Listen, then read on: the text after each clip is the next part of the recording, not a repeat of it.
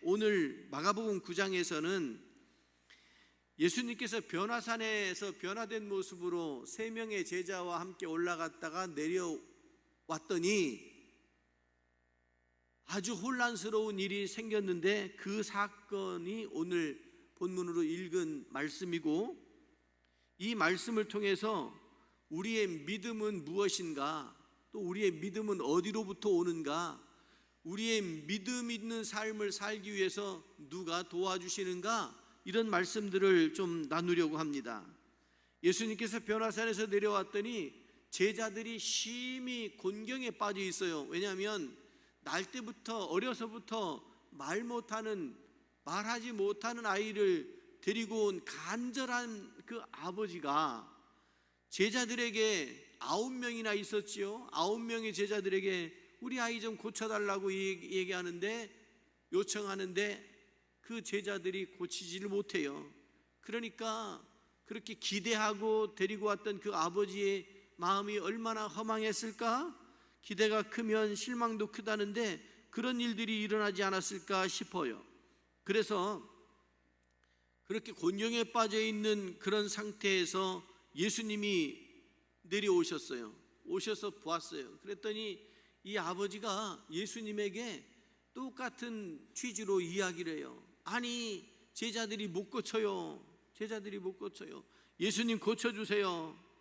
상태를 보니까 말 못하는 귀신이 들어와 가지고 그 아들을 그렇게 불 가운데도 넘어뜨리고 물 가운데도 넘어뜨리고 아주 거품을 물고 이를 갈고 얼굴은 새파랗게 질려가지고 그런 상태가 놓여 있으니 옆에서 보는 심정이 얼마나 안타까웠겠냐고요. 귀신이 저를 죽이려고 이렇게 느끼고 있는 거예요. 그 아버지가 불과 물 가운데 자주 넘어지는 그 모습을 보고 귀신이 우리 아들 죽이려고 작정을 했구나, 이 생각이 드니 그 아버지의 심정이 어떻겠냐고요. 그러면서 요청하기를 하실 수 있거든 우리를 불쌍히 여기사 도와주옵소서, 이렇게 요청하는 것을 보게 돼요. 예수님께서 우리가 잘 아는 대답을 하시죠. 할 수 있거든이 무슨 말이냐? 믿는 자에게는 능치 못할 일이 없느니라, 이렇게 말씀하셨습니다. 이때 그 아버지가 대답하기를 내가 믿나이다. 그런데 이 이중적 표현을 해요. 내가 믿나이다. 나의 믿음 없는 것을 아니, 믿는다고 해놓고 믿음 없는 것을 도와달라고 얘기하는 건 또 뭐예요? 그러니까 어떤 일종의 겸손함이기도 하겠지만 예수님께서 그 아이의 귀신을 꾸짖으셔서 그 귀신이 쫓겨가고 아이가 회복되어지는 기적의 역사를 일으키셨잖아요. 이것이 그 아버지의 믿음, 글쎄요, 얼마나 큰 믿음인지는 모르겠지만 작은 믿음이었어도 그 믿음을 보고 예수님께서 그를 불쌍히 여기시고 치료해 주시는 과정을 보게 됩니다. 여러분, 오늘 23절에서 믿는 자에게 능치 못할 일이 없다고 말씀하시는데, 이런 기적과 치료는 오직 믿음으로 가능한 줄로 믿습니다. 24절에서도 그 아이의 아비가 소리질러 가로되 내가 믿나이다, 나의 믿음 없는 것을 도와주소서라고 외치는 것을 보게 됩니다. 예수님께서는 겨자씨만한 믿음만 있어도 천지를 개벽할 수 있다고 말씀을 하셨는데, 성경에 믿음으로 역사를 일으켰던 사람들이 얼마나 많습니까? 구약 성경 에녹부터 시작해서 노아나 아브라함이나 사라나 사무엘이나 삼손이나 다니엘이나 이 사사들, 또 족장시대의 위인들, 이런 사람들이 전부 믿음으로 하나님 앞에 나아갔던 것을 보게 됩니다.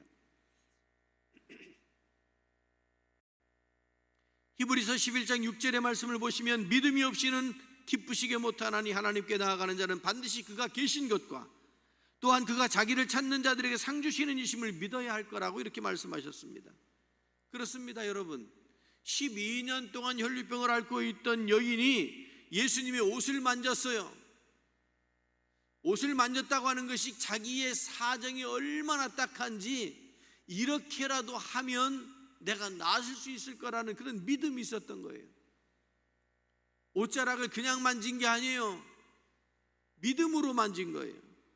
12년이면 만성의 만성입니다. 의사, 치료의 과정 전부 불가능하다. 여러분 12년 동안 알면 어떻게 그 다음에 치료가 가능하겠냐고요. 용하다는데 안 가봤겠습니까? 여기저기 손을 대가지고 줄을 대가지고 훌륭한 선생님들 안 만나봤겠습니까? 그런데 그 모든 것이 안 됐던 기간이, 그렇게 노력했어도 안 됐던 기간이 12년이라고요. 그런데 그에게 예수님이 오셨습니다. 그리고 그가 예수님을 믿었습니다. 옷자락을 잡아서라도 내가 치료되었으면 좋겠다. 이 마음이 예수님의 마음을 감동하고 따라 안심해라. 내 믿음이 너를 구원하였으니 평안히 가라. 이렇게 말씀하시는 것을 보게 됩니다. 예수님께서 마가복음에 보면 가버나움에 가셨을 때 중풍병자 하나를 친구 넷이서 그를 이렇게 들것에 지붕을 뚫고 내려보내잖아요. 사람들이 얼마나 많은지 뚫고 갈 수가 없어요. 여기 사정이 딱하니 길 좀 열어달라고 이야기할 수도 있었겠지만 거기 온 사람들이 전부 간절하기를 중풍병자 친구들처럼 전부 간절한 사람들만 있으니 길을 열어주겠느냐고요. 내가 지금 내 코가 석자인데 길을 열어주겠느냐고요. 그러니까 용기를 내서 지붕을 뚫어서 내려보내는 거예요. 예수님께서 그때도 말씀하셨습니다. 그 친구들의 믿음을 보고 그 중풍병자를 고쳤대요. 당사자가 아니고요, 친구들의 믿음을 보고 고쳤대요. 여러분 용기를 가지고 기도하실 수 있기를 바랍니다. 내 문제가 아니어도 내 가족의 문제이거나 내 이웃의 문제이거나 내 자녀의 문제를 놓고 믿음으로 기도하시는 여러분들이 되시길 바랍니다. 그러면 우리 주님께서 불쌍히 여기셔서 우리의 문제들을 해결시켜 주시는 줄로 믿습니다. 베드로가요, 물 위를 걷다가 그 얘기는 뭐예요? 믿음이 충천한 거예요. 믿음이 충천하여 물 위를 걷다가, 이거 지금 기적을 체험하고 있는 거예요. 그런데 뭘 봐요? 풍랑을 봐요. 세상을 본 거예요. 여러분 믿음의 눈으로 주님만 바라보고 갈 때는 물 위를 걸어요. 그런데 세상을 보면 그 풍랑이 세상이거든요. 세상 요동치는 것을 보면 믿음이 다운되는 거예요. 믿음이 다운되면 그 몸도 물속으로 다운되는 거잖아요. 그 사건이 베드로가 갈릴리 바다에서 있었던 그 사건이잖아요. 예수님께서 믿음 있는 사람은 항상 칭찬했어요. 근데 이 베드로에게도, 여러분 베드로가 보통 베드로입니까? 그 베드로에게 믿음이 적은 자여 왜 의심하느냐고 꾸짖으시잖아요. 믿음 있는 사람은 칭찬하고 믿음 없는 사람은 책망하십니다. 가버나움에 가셨을 때 백부장이 있었어요. 그의 하인이 병들어가지고 죽게 되었어요. 그랬더니 이 백부장은 본래 로마 사람이거든요. 이방인이에요. 그리고 이방인이 어느 지역에 가서 종을 삼으면 그 지역의 사람을 종을 삼아요. 아마도 명확하게 설명하고 있지는 않지만 이 종은 유대인 히브리인이었을지도 몰라요. 달라요. 그런데 이 백부장이 예수님 이야기를 듣고 예수님께 가면 우리 종의 문제가 해결될 거라고 하는, 병들어 죽게 된 그 상태이어도 치료될 거라고 하는 믿음이 생겨서 예수님에게 갔잖아요. 예수님께서 그 백부장을 보시고 이스라엘 중에서도 이만한 믿음을 본 적이 없다, 이렇게 칭찬하시는 것을 보게 돼요. 당연히 그 문제가 해결되어지죠. 여러분 우리에게 필요한 것은 믿음입니다. 오직 믿음으로만 가능한 줄로 믿습니다. 여러분들에게 믿음이 충만하시기를 주님의 이름으로 축원합니다. 믿음뿐만 아니라 우리가 기적을 체험하고 문제를 해결받는 길은 기도로 가능한 줄로 믿습니다. 기도로. 여기 9명의 제자들이 예수님께 물어요. 우리는 어찌하여 그 귀신을 쫓아내지 못했습니까? 그랬을 때 저 뒤에 가면 29절에서 기도 외에 다른 것으로 이런 유가 나갈 수 없다 이렇게 말씀하셨어요. 마태복음 17장에서는 오직 기도와 금식 외에는 이런 유가 나갈 수 없다 이렇게 말씀하셨거든요. 여러분, 기도했더니 히스기야는 병들어 죽게 되었을 때 기도했더니 15년의 생명을 연장받았다 그랬습니다. 죽어요. 사람이 누구나 다 죽어요. 그런데 의미 있는 삶을 살고 하나님께 영광 돌리는 삶을 보장해주는 15년이 연장됐다라고 하는 것은 얼마나 의미 있는 일입니까? 여러분, 우리가 생명이 연장되어지면 하나님께 영광 돌리는 삶을 사는 것이 마땅한 일인 줄로 믿습니다. 니느웨 성이 얼마나 타락했는지 요나를 보내셨어요. 근데 요나가 뭐라고 판단했냐면, 요나가요 괜찮은 사람이거든요. 근데 요나가 딱 판단력이 있는 사람이 딱 그 니느웨 성을 보니까 내가 가도 아무리 전도해도 복음을 선포해도 하나님의 말씀을 전해도 저 사람들은 완악해서 받아들이지 않을 거라고 마음의 문을 닫아버렸어요. 그런데 요나의 판단이 틀리지 않았어요. 니느웨 성은 이방 지역이었고 우상을 섬기는 지 하나님을 몰라요. 그런데 거기 가가지고 하나님을 이야기하면 그 사람들이 받아들이겠느냐고요. 요나가 상식적으로 합리적으로 맞다니까요.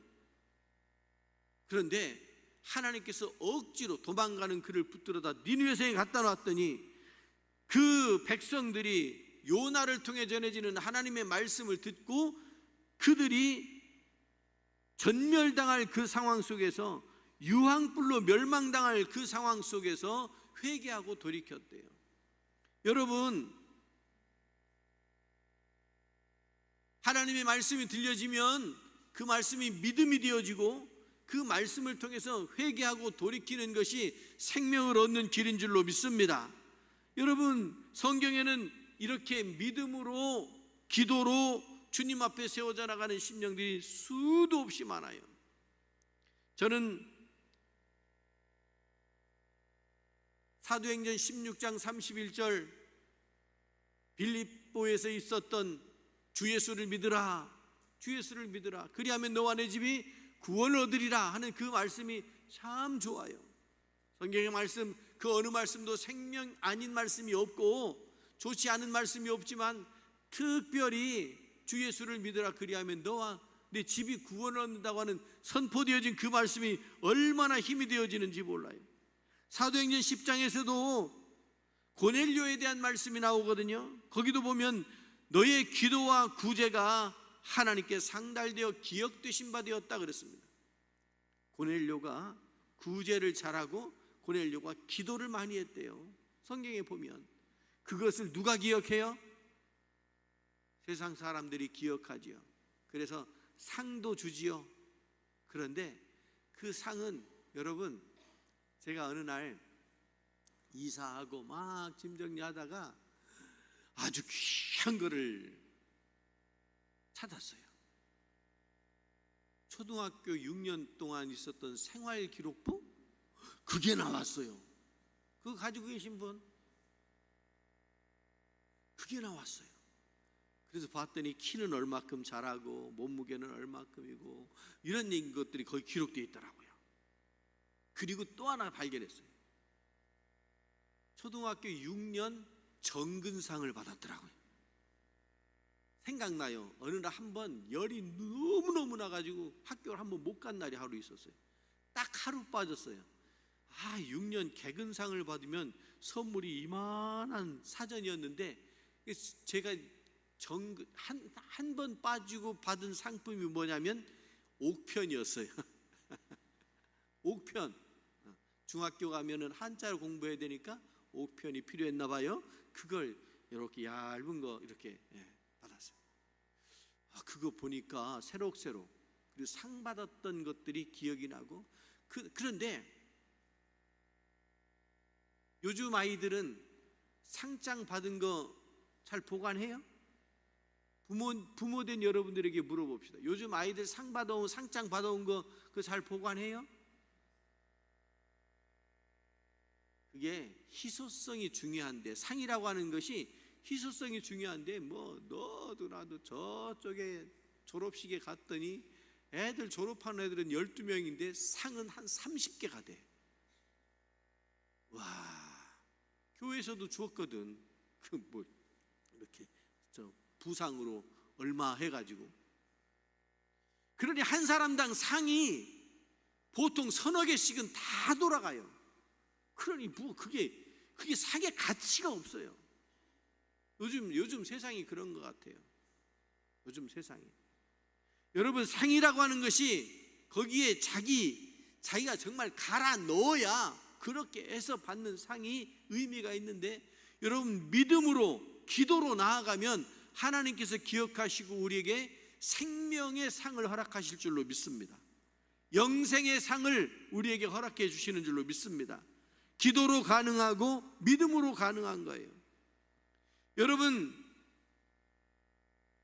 우리가 이렇게 불가능을 가능하게 하는 것들은 믿음뿐만 아니라 기도뿐만 아니라 성령님께서 함께 하실 때 가능한 줄로 믿습니다.